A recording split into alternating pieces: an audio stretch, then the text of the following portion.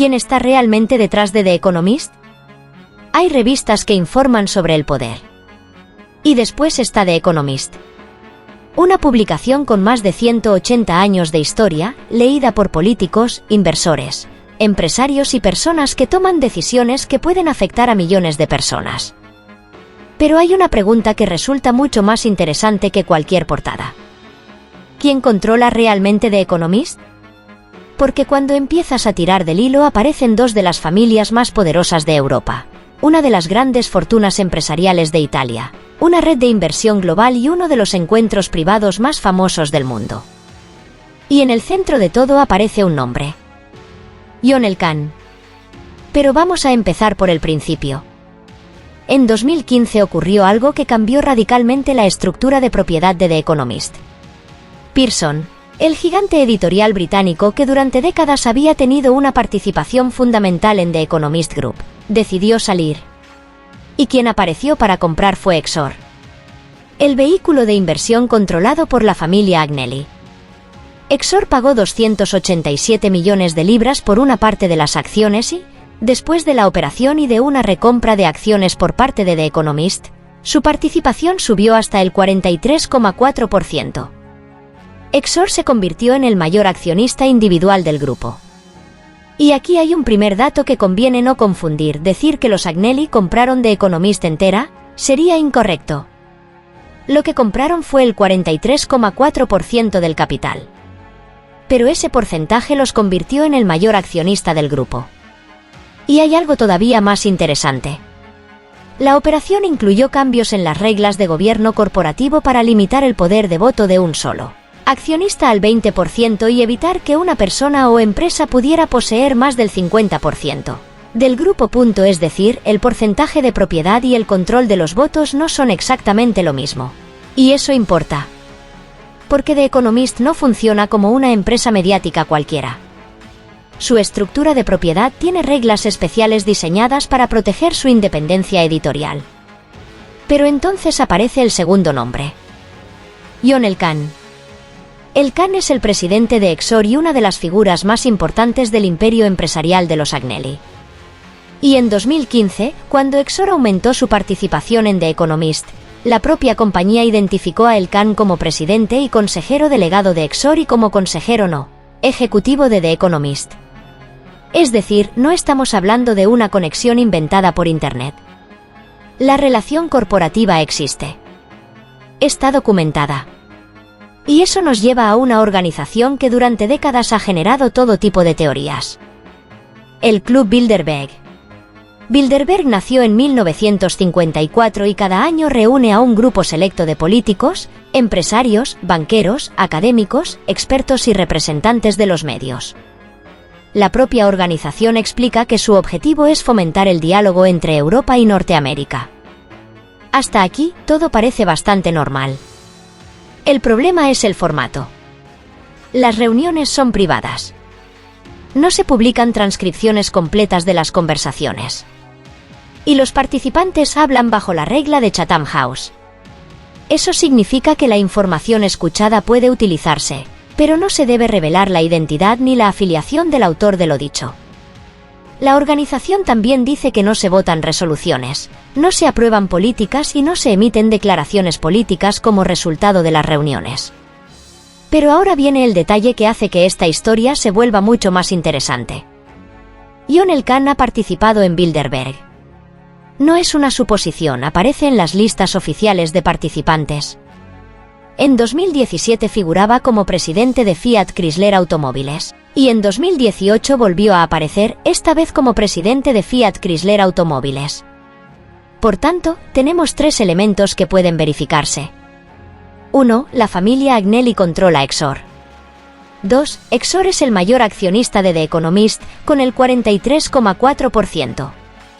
Y 3. John Elkann, presidente de Exor, ha participado en reuniones de Bilderberg. Y ahora es cuando aparece la parte que Internet ha convertido en conspiración. Porque si juntamos esos tres datos, es muy fácil dar el salto. The Economist, los Agnelli, Elkann, Bilderberg. Y entonces aparece la pregunta: ¿Y si The Economist no solo analiza los grandes cambios del mundo?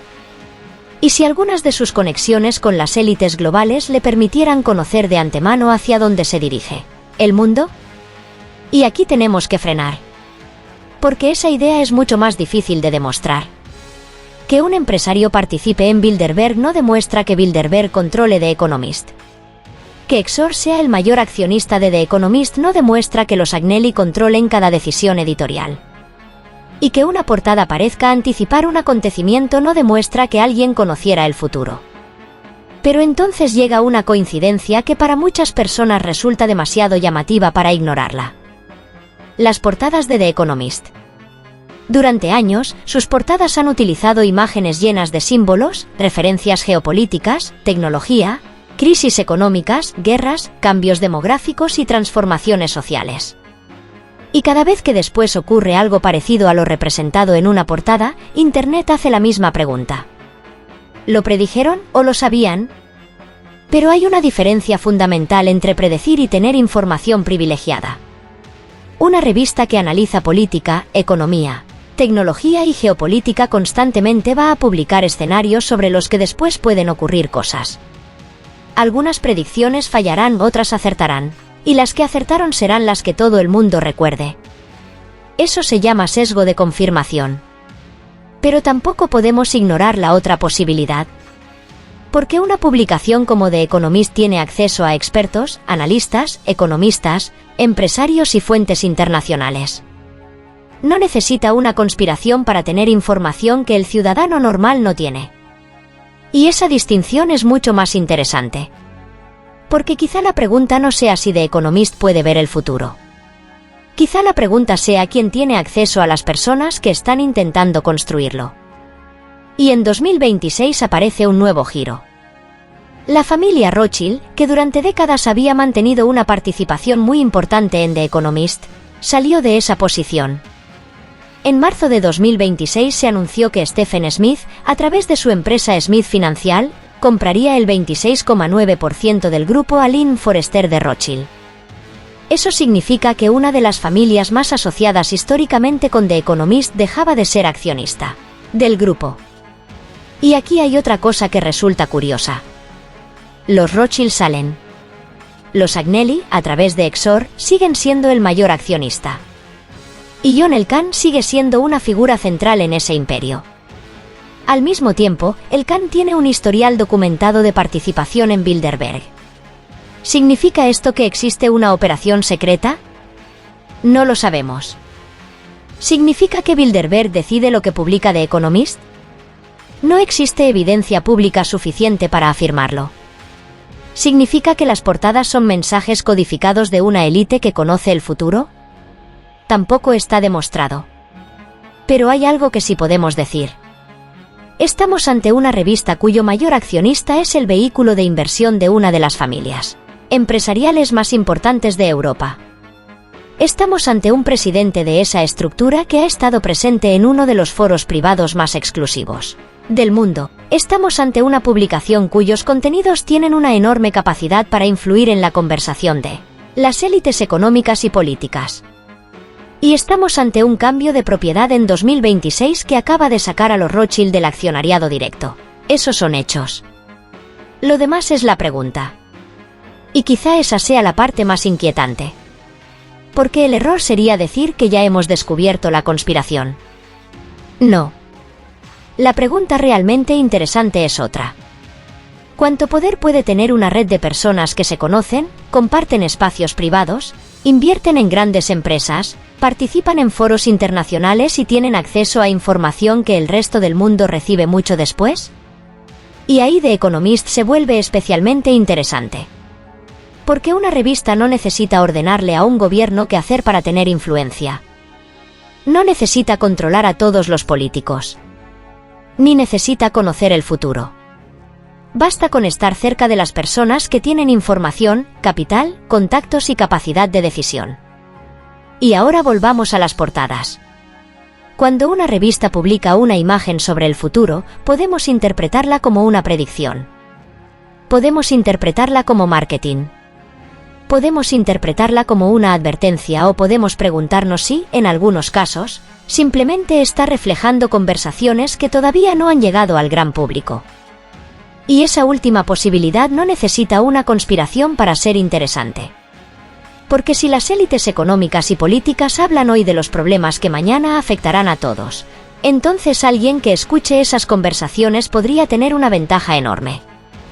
Y eso cambia completamente la pregunta. Quizá The Economist no esté prediciendo el futuro. Quizá esté leyendo las señales antes que nosotros. O quizá algunas de sus portadas sean simplemente una mezcla de análisis, provocación y marketing. Y quizá las coincidencias sean solo coincidencias, pero hay una cosa que ya no es una teoría. Exor está dentro. John Elkann ha estado en Bilderberg. Los Rothschild han salido del accionariado directo. Y The Economist sigue siendo una de las publicaciones más influyentes del planeta. Así que la próxima vez que veas una portada de The Economist y pienses que está anticipando algo que todavía no ha ocurrido, quizá la pregunta no debería ser cómo sabían lo que iba a pasar. Quizá debería ser: ¿quiénes son las personas que ya están hablando de eso? Porque tal vez la clave no esté en la portada. Tal vez esté detrás de ella.